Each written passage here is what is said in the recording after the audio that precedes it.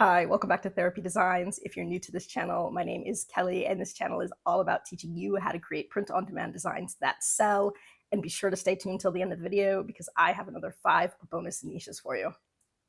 So in today's video, I want to show you how to create this design right here. This is my Amazon listing. This shirt says Spooky Season. Now, this is a very popular style of design. So excluding the actual words themselves, it's the style with the box letters and the checkered pattern, the bright colors. This I have seen done a lot of different ways with a lot of different sayings. So this is a Halloween version, obviously, but you can pick whatever words you want, whatever niche you want, and do it in this style with this, same kind of color scheme and the box text and all of that. So that's really what I want to show you, but I'm going to show you specifically this Halloween design. But I want you to be able to take sort of how to do it and be able to incorporate it into other things as well, because this is a very kind of popular style that I've seen a lot lately, especially on like Etsy. So to do this, we're going to jump over to Canva. And we're going to start with a blank page. So we're going to go to the right-hand side where it says custom size. We'll select that. I'm going to pick 4500 by 5400 pixels. That is the standard t-shirt size. And it does ensure that when you print, it will print at above a 300 DPI. Now, I do typically like to optimize my designs for the darker color shirts, as those do tend to sell best. And especially with Halloween, usually it's either going to be a black shirt or an orange shirt if you're specifically designing for orange. So I'm designing for black right now.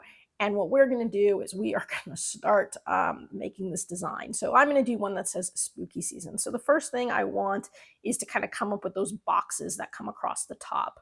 Now, because I do want a checkered pattern in a couple of those boxes, I'm going to use a frame, like frames for that. So that's probably the easiest way. So I'm going to go over to the left-hand side where it says Elements, and I'm going to start with frames. And so we're at frames right here. So these are the kinds of frames I want. Well, let's see all. And I'm looking for sort of a nice rectangular frame. It doesn't have to be like perfectly symmetrical. In fact, it can be kind of like an off one, but something like this or this would do. So here is a good frame. This one looks like it's got an outline on it. I don't necessarily want one with an outline. Here's one. This one might actually be the best one, and so I might stick with that. It's just a nice rectangle. It's got some rounded edges, I think. Yes. So that's probably the best one to go with.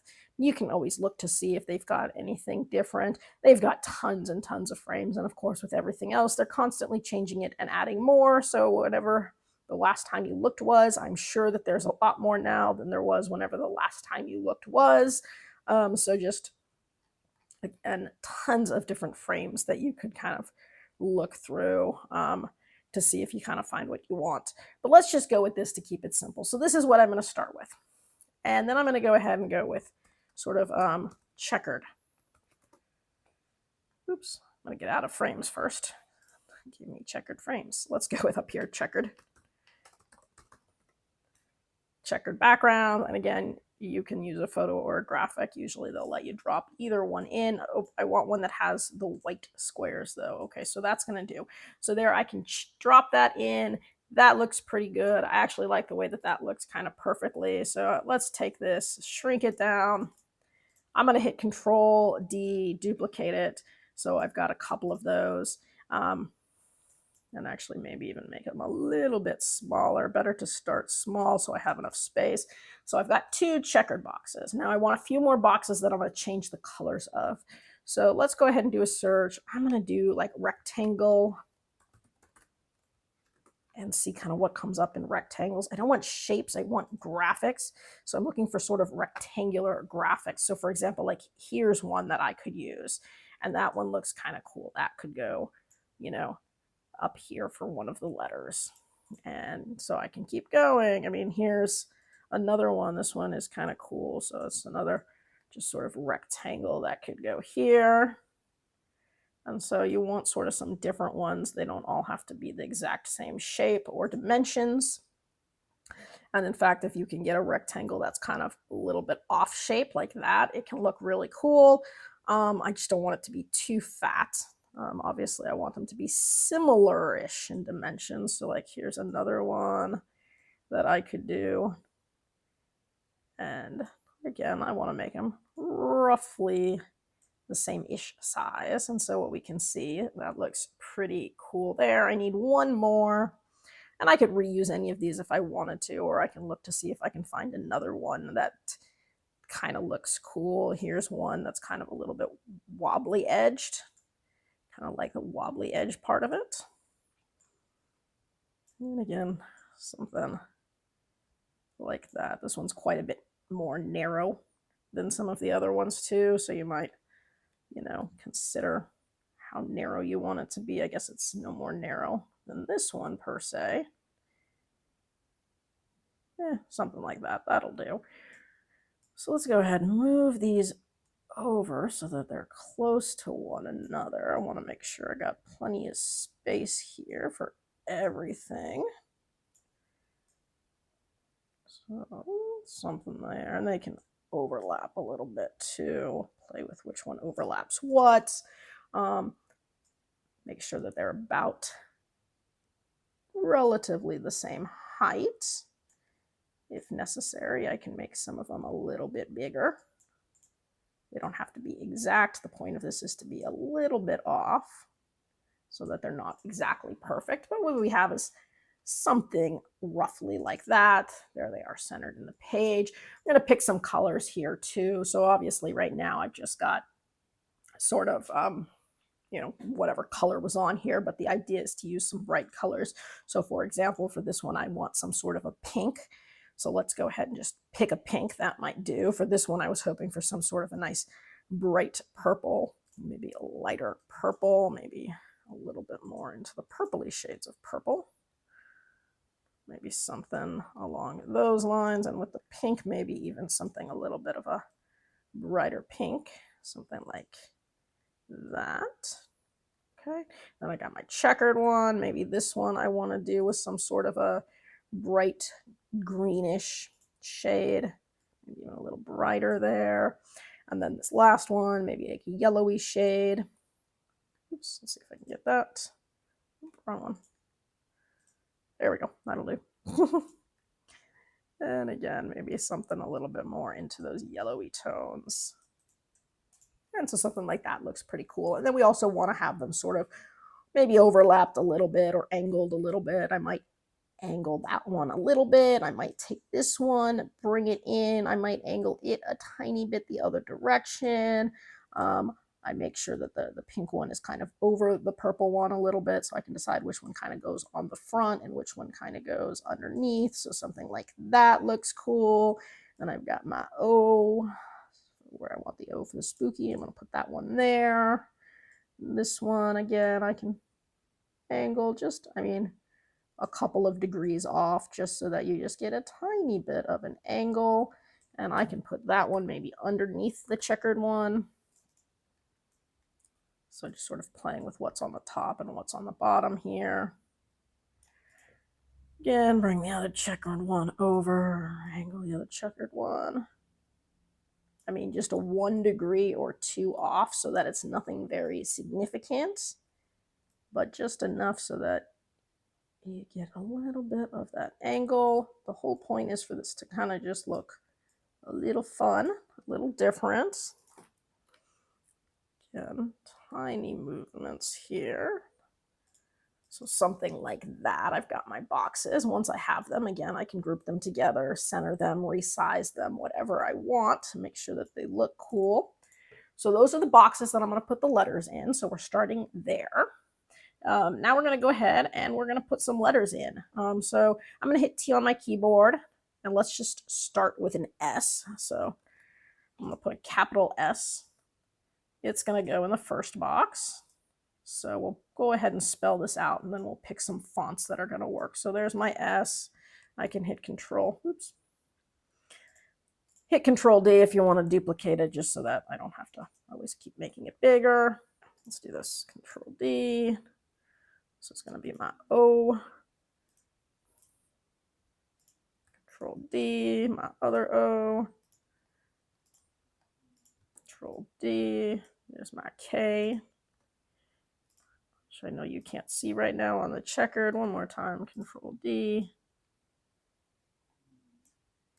And that's going to be my Y. That doesn't look like a K. I think that's an L. K. Okay. So it says spooky. I know you can't really see it right now. Now we're going to go ahead and let's pick a font, and then we'll pick some colors and make this work real well. So you can play with any kind of fonts you want. What I was looking for was something that was a little bit more narrow, something that was a little bit more bold, something that was a little bit more like handwritten, fun, kids. So different ways we can go through this. So you can search anything. So like if I put kids and searched for kids, I spelled wrong. Here we go. It's going to pull up different kids fonts, things that are fun. And so you can just sort of start playing with some of these and see, hey, do any of these look good? Again, I want it to look kind of handwritten, like that kind of looks cool, but I also need it to be a little bit narrow, so it can't be too wide. That one looks kind of cool there. And you can see how it would look with different letters. So let's see, here's my, oh, if I did this one, for example, spooky. And so that's like a possibility. I think I do want it to be a little bit more narrow, but you can see how I can just sort of start playing with any of these. And you can try to find one that you think looks cool, that has a nice, cool style. I did look for a while. The one I ended up coming up with was one called Antioch. Here it is. I don't even know how to say that. Antiochia.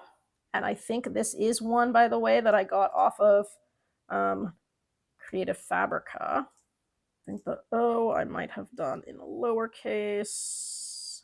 Let's go with lowercase o, lowercase o. And so I liked that one. It was fun and different. Yeah, this is a font that I got off Creative Fabrica. Again, Creative Fabrica has tons of fonts, a lot of free ones too, by the way. So this was just a really cool one. It had like a little character to it. Again, I can try to angle it so that it fits the angle of the box. And again, make it nice and big so it fills up most of the box. And if you need to make little adjustments, you can use the arrows on your keyboard to move anything 1 pixel at a time. So if you need to move it up, down, left, right, 1 pixel at a time, you can just go ahead and use your arrows on your keyboard for that. I know the stuff on the checkered is really hard to see. It'll pop as soon as we pick a color for it. Let's angle that one just a smidge. So that looks cool. Next thing we're going to do is let's pick some colors for the fonts. So again, we're looking for bright colors, things that are going to stand out. You can use any color that you want. If you kind of reuse some of the colors that we've already got, it's easier. So let's say I take this S and I make it this bright green color. So something like that. And let's say I take the P and I make it the yellow color. And let's say I take the O, I make the O the pink one. I take this one, I make it the purple one. I take the K, maybe I make the K the yellow again.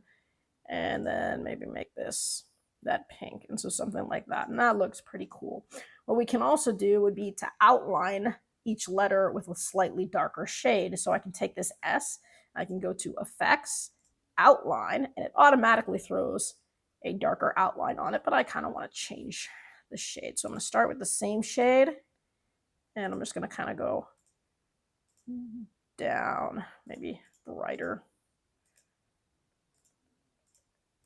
Something like that. And I want the outline to be pretty thin too. So right now the outline's looking kind of thick. Let's make it a thin outline. So it's at about a 16 right there. And I can do this for every letter. So start with this. Oops, that's not what I wanted to do. I want to go to Effects, Outline, start with the shade that I have, get a little darker, maybe a little bit more on the orangey side. I'm going to copy that, by the way, so I can use the same one for the other one. And bring that down.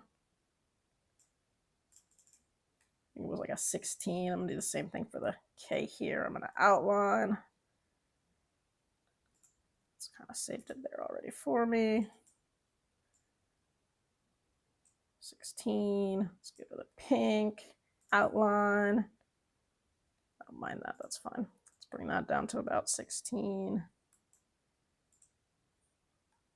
This Y again, outline.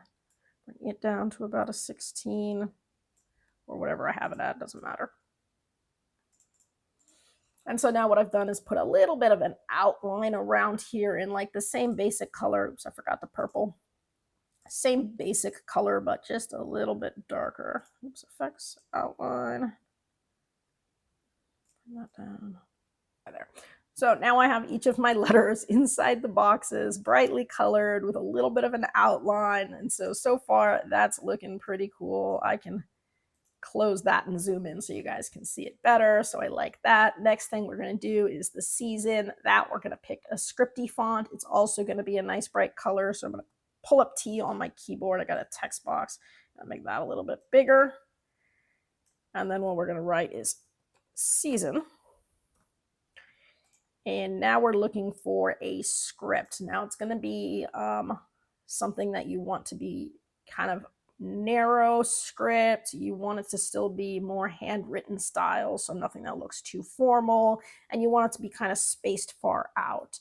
Beyond that, you can, start looking through any scripts that you want. So you can put script, see what we got, and, start playing with different types of script. And so that's how I would do it there, is just start looking at different things and seeing if any of these look good, and you can do any kind that you want. So, play around.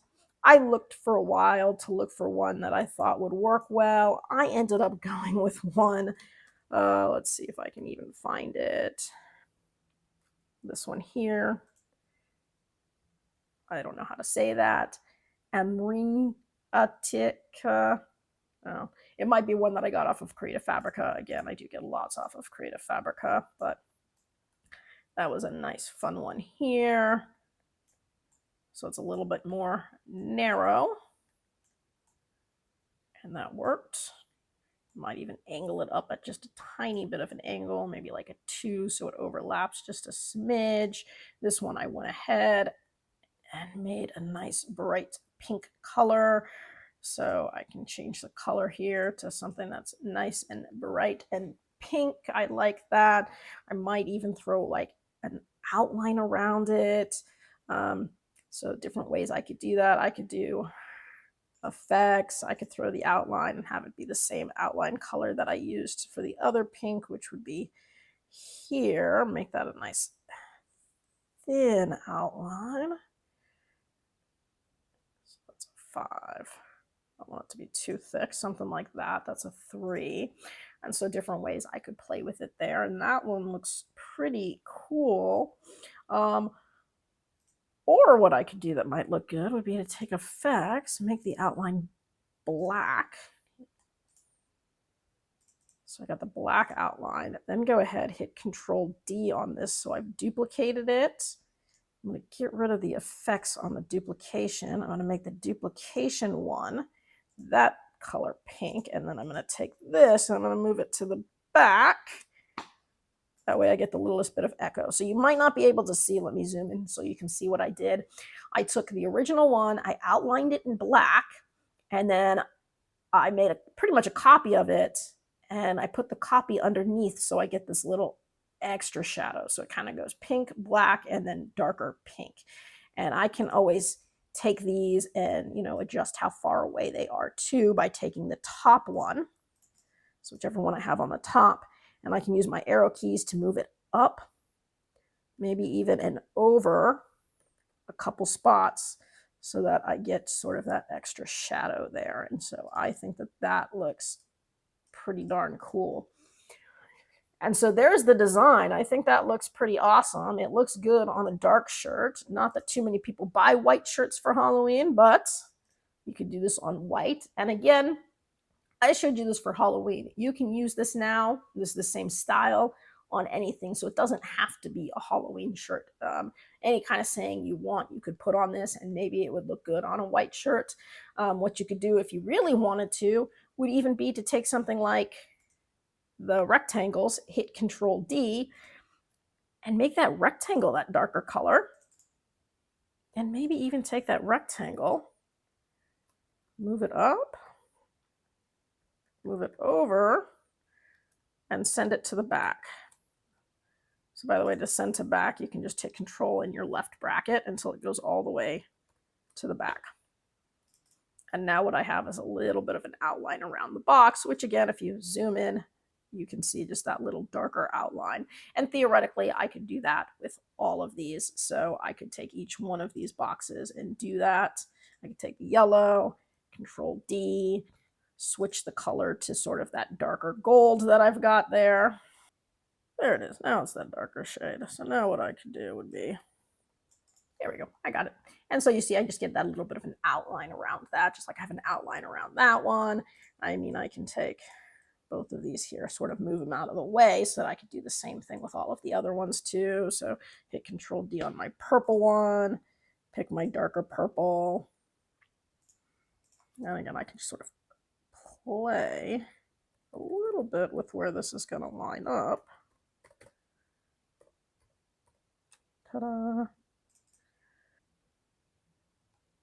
And so now while it's zoomed in, what you can see is I just got a little bit of a darker border around each of the rectangles. And so really simple, but you just get that little darker border so that it kind of shows up on the lighter color shirt too. Again, I've got 2 layers here, so I got to make sure they stay grouped together when I move them back. Center that, get a little bit of the overlap. And perfect. So there's my design. Pretty easy to do. Because it's a Halloween design, I might throw some extra Halloween things in. So that might be things like bats or spiders. Again, though, if you were doing this for something else, you wouldn't do that. It just depends what font you're using. But for this specific one, because it's Halloween, I can go ahead and do some Halloween things. So let's say I wanted to do bats. And let's just throw a couple of little bats in here. Doesn't matter which one. So any of these kind of little just black back, shrink it all down and put it anywhere. Something like that. There's a black bat, Control D. Maybe down here. Or maybe something like that. Doesn't matter. There's a bat. Maybe one more if I find one more that kind of looks good. That's a little one there. Come down.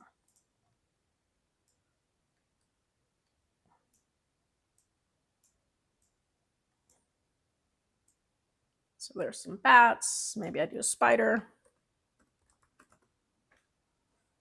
So spider on a web. Any of the spiders on webs would work. Here's a spider on a web. And I could put that anywhere where it's sort of hanging from the top, kind of coming down. So, say I did that. There's a spider there. And there's lots of spiders hanging from webs. Any of them would do. There's a lot of spiders there hanging from webs. Another spider hanging from a web. Ooh, creepy. I don't really like the shape of that one. That one doesn't look real. Or you don't even have to have a spider on a web. You could just have a spider standing or walking, and that would work too. Or just the outline of a spider. So lots of ways that you can, incorporate scary things. But let's just say I wanted to go with that. So I've got my spiders, I've got my bats, I've got my overall design. I'm going to take the whole thing, by the way, highlight it, group it. I want to move it a little bit higher on the page. So something like that. So that looks pretty awesome. If I was putting it on a black shirt, I can go ahead and change my background color here to black so I can see what that's going to look like.